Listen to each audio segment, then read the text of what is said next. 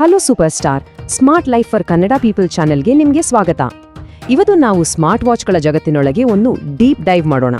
ನೀವೀಗ ತಾನೇ ಒಂದು ಹೊಸ ವಾಚ್ ತಂದಿರ್ಬೋದು ಅಥವಾ ನಿಮ್ಮ ಹಳೆ ವಾಚ್ನಲ್ಲಿ ಇನ್ನೂ ಏನೆಲ್ಲ ಫೀಚರ್ಗಳಿವೆ ಅಂತ ತಿಳ್ಕೋಬೇಕು ಅಂದ್ಕೊಂಡಿರ್ಬೋದು.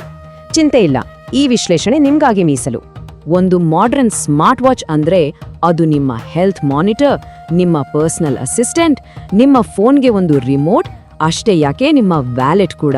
ಹೌದು, ಇಲ್ಲಿ ನೋಡಿ, ಹೆಲ್ತ್ ಮತ್ತು ಫಿಟ್ನೆಸ್ ಟ್ರ್ಯಾಕ್ ಮಾಡೋದ್ರಿಂದ ಹಿಡಿದು ಫೋನ್ ಮುಟ್ಟದೆ ನೋಟಿಫಿಕೇಶನ್ ನೋಡೋದು, ಕಾಲ್ಸ್ ಮಾತಾಡೋದು, ಮ್ಯೂಸಿಕ್ ಕಂಟ್ರೋಲ್ ಮಾಡೋದು, ಫೋಟೋ ಕ್ಲಿಕ್ ಮಾಡೋದು, ಅಷ್ಟೇ ಅಲ್ಲ, ಅಂಗಡಿಗಳಲ್ಲಿ ಪೇಮೆಂಟ್ ಮಾಡಿ, ದಾರಿ ಗೊತ್ತಿಲ್ಲ ಅಂದ್ರೆ ನ್ಯಾವಿಗೇಷನ್ ಕೂಡ ಬಳಸಬಹುದು.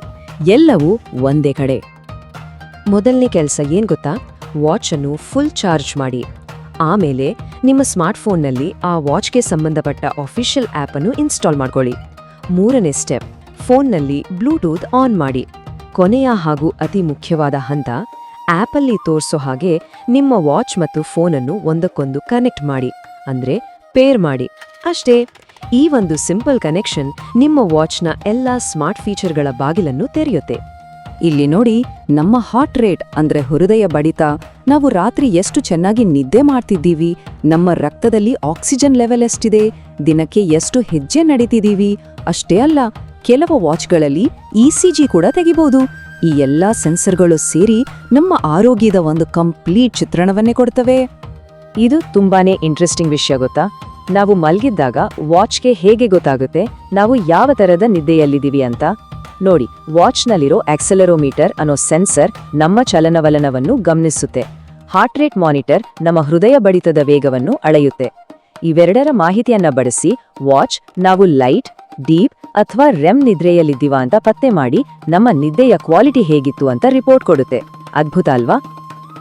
ನಂಬರ್ 1 ದೂರು ಅಂದ್ರೆ ಬ್ಯಾಟ್ರಿ ಅಲ್ವಾ? ದಿನ ಚಾರ್ಜ್ ಮಾಡಬೇಕು, ಅಥವಾ ಹೆಚ್ಚಂದ್ರೆ 2 ದಿನಕ್ಕೊಮ್ಮೆ ಚಾರ್ಜ್ ಮಾಡಬೇಕು.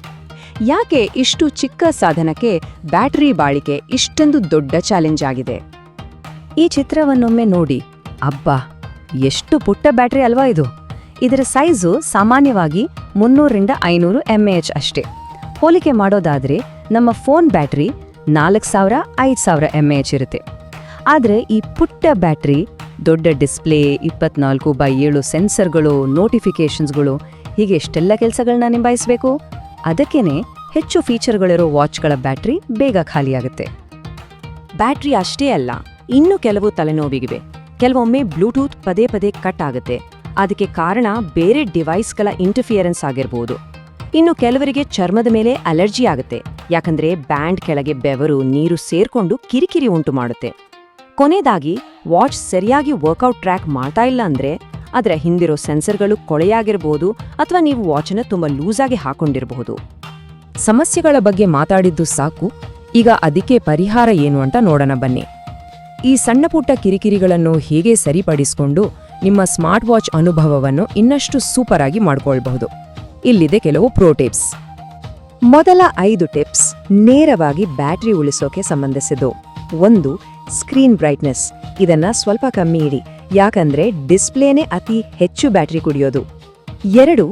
ಆಲ್ವೇಸ್ ಆನ್ ಡಿಸ್ಪ್ಲೇ ಆಫ್ ಮಾಡಿ. ಇದರಿಂದ ನೀವು ನೋಡ್ದಿದ್ದಾಗ ಸ್ಕ್ರೀನ್ ಆಫ್ ಆಗಿ ಸಖತ್ ಪವರ್ ಒಳೆಯುತ್ತೆ. 3. ಅನಗತ್ಯ ನೋಟಿಫಿಕೇಶನ್ಗಳನ್ನು ಆಫ್ ಮಾಡಿ. ಪ್ರತಿಯೊಂದು ನೋಟಿಫಿಕೇಶನ್ಗೂ ಸ್ಕ್ರೀನ್ ಆನ್ ಆಗಿ, ವೈಬ್ರೇಟ್ ಆಗಿ ಬ್ಯಾಟರಿ ಖರ್ಚಾಗುತ್ತೆ. 4. ಕಂಟಿನ್ಯೂಸ್ ಹಾರ್ಟ್ ರೇಟ್ ಮಾನಿಟರಿಂಗ್ ಅವಶ್ಯಕತೆ ಇಲ್ಲದಿದ್ರೆ ಅದರ ಫ್ರೀಕ್ವೆನ್ಸಿಯನ್ನ ಕಡಿಮೆ ಮಾಡಿ. 5. ಸಿಂಪಲ್ ಹಾಗೂ ಕಪ್ಪು ಹಿನ್ನೆಲೆಯುಳ್ಳ ವಾಚ್ ಫೇಸ್ ಬಳಸಿ, ಯಾಕಂದ್ರೆ OLED ಸ್ಕ್ರೀನ್ಗಳಲ್ಲಿ ಕಪ್ಪು ಬಣ್ಣಕ್ಕೆ ಪವರ್ ಬೇಕಾಗಲ್ಲ. ಇನ್ನು ಕೆಲವು ಪ್ರಮುಖ ಟಿಪ್ಸ್.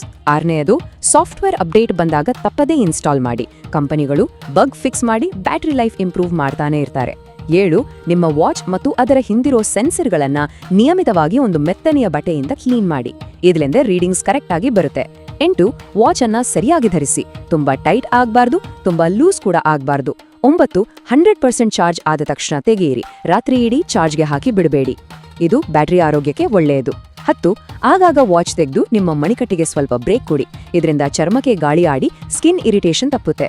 ಕೊನೆಯದಾಗಿ, ಬಿಸಿ ನೀರಲ್ಲಿ ಸ್ನಾನ ಮಾಡುವಾಗ ಮಾತ್ರ ದಯವಿಟ್ಟು ವಾಚ್ ತೆಗೆದಿಡಿ, ಯಾಕಂದ್ರೆ ಅತಿಯಾದ ಶಾಖ ಮತ್ತು ಹಬೆ ವಾಟರ್ ರೆಸಿಸ್ಟೆನ್ಸ್ ಸೀಲ್ಗಳನ್ನ ಹಾಳು ಮಾಡಬಹುದು. ಈ ಮಾತು ಎಷ್ಟು ಸತ್ಯ ಅಲ್ವಾ? ಒಂದು ಕಾಲದಲ್ಲಿ ಬರೀ ಟೈಮ್ ಪೀಸ್ ಆಗಿದ್ದ ವಾಚ್ಗಳು ಇವತ್ತು ನಮ್ಮ ಆರೋಗ್ಯವನ್ನು ಟ್ರ್ಯಾಕ್ ಮಾಡಲು, ನಮ್ಮ ಕೆಲಸದ ದಕ್ಷತೆಯನ್ನು ಹೆಚ್ಚಿಸಲು ಮತ್ತು ನಮ್ಮನ್ನು ಜಗತ್ತಿನೊಂದಿಗೆ ಕನೆಕ್ಟ್ ಮಾಡಲು ಸಹಾಯ ಮಾಡುವ ಒಂದು ಶಕ್ತಿಯುತ ಸಾಧನವಾಗಿ ಬದಲಾಗಿವೆ. ಹಾಗಿದ್ರೆ ಕೊನೆಯದಾಗಿ ಒಂದು ಪ್ರಶ್ನೆ. ಈ ಸ್ಮಾರ್ಟ್ ವಾಚ್ ಅನ್ನೋದು ನಿಜವಾಗ್ಲೂ ನಮ್ಮ ಆಧುನಿಕ ಜೀವನಕ್ಕೆ ಬೇಕಾದ ಒಂದು ಸಾಧನನ, ಅಥವಾ ನಮ್ಮ ಫೋನ್ ಸಾಕಾಗಲ್ಲ ಅಂತ ನಮ್ಮ ಮಣಿಕಟ್ಟಿನ ಮೇಲೆಯೇ ಮತ್ತೊಂದು ಗೊಂದಲದ ಮೂಲವನ್ನ ಇಟ್ಕೊಂಡಿದ್ದೀವಾ? ಇದರ ಉತ್ತರ ಬಹುಶಃ ನಾವದನ್ನು ಹೇಗೆ ಬಳಸ್ತೇವೆ ಅನ್ನೋದ್ರ ಮೇಲೆ ನಿಂತಿದೆ. ನಿಮ್ಮ ಸ್ಮಾರ್ಟ್ ವಾಚ್ ಅನುಭವ ಹೇಗಿದೆ? ನಿಮ್ ಹತ್ರ ಬೇರೆನಾದ್ರೂ ಸೂಪರ್ ಟಿಪ್ಸ್ ಇದ್ರೆ ದಯವಿಟ್ಟು ಎಲ್ಲರಿಗೂ ಅನುಕೂಲ ಆಗೋ ಹಾಗೆ ಕಾಮೆಂಟ್ಸ್ನಲ್ಲಿ ತಿಳಿಸಿ. ಈ ಮಾಹಿತಿ ನಿಮಗೆ ಸ್ವಲ್ಪನಾದ್ರೂ ಇಷ್ಟ ಆಗಿದ್ರೆ ಒಂದು ಲೈಕ್ ಮಾಡಿ, ನಿಮ್ಮ ಸ್ನೇಹಿತರೊಂದಿಗೆ ಶೇರ್ ಮಾಡಿ ಮತ್ತು ನಮ್ಮ smart life for Kannada people ಚಾನೆಲ್ಗೆ ಸಬ್ಸ್ಕ್ರೈಬ್ ಮಾಡೋದನ್ನ ಮರಿಬೇಡಿ. ಈ ವಿಶ್ಲೇಷಣೆಯನ್ನ ನೋಡಿದ್ದಕ್ಕೆ ತುಂಬಾ ಧನ್ಯವಾದಗಳು. ಮುಂದಿನ ವಿಶ್ಲೇಷಣೆಯಲ್ಲಿ ಮತ್ತೆ ಸಿಗೋಣ. ಟಾಟಾ.